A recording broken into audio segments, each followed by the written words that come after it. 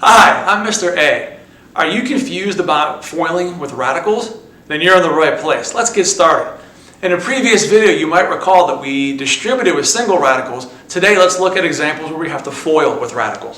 For the first problem, let's take a look at the quantity 2 plus the square root of 3 times the quantity 4 minus the square root of 7. We're going to go ahead and use our typical FOIL for the distribution. So we'll take the first, 2 times 4, and we'll get 8.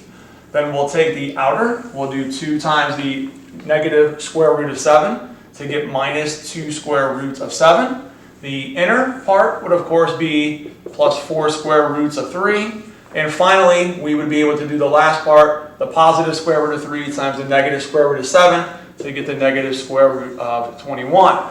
And of course, with our sharp eye, we're going to take a look and notice we have no like radicals, nothing we can simplify, so this would be the solution. Let's do another example.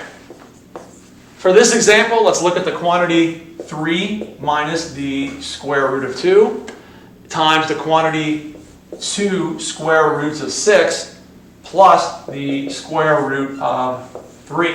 So once again, we're going to go ahead and use the FOIL method. So when we do the first part, we will end up with 6 square roots of 6. For the outer part, we will end up with plus 3 square roots of 3. For the inside part, we will end up with minus 2 square roots of 12. And for the last part, we'll have the negative square root of 6.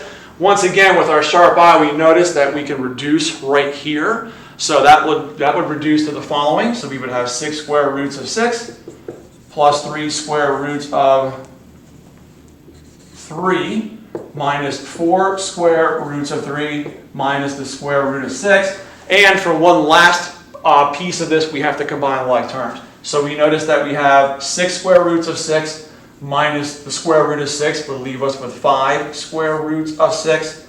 And 3 square roots of 3 minus 4 square roots of 3 would be the negative square root of 3.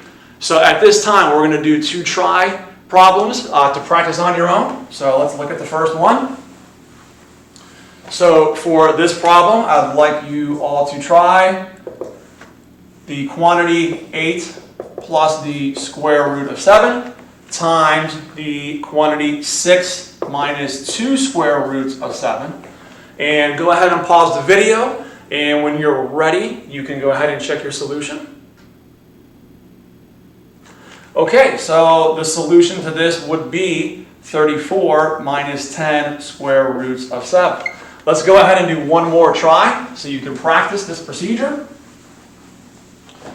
So for the second one, let's go ahead and look at the quantity 3 minus the square root of 5 times the quantity 3 plus the square root of 5. So go ahead and pause the video, and when you're ready to check your solution, go ahead and hit play.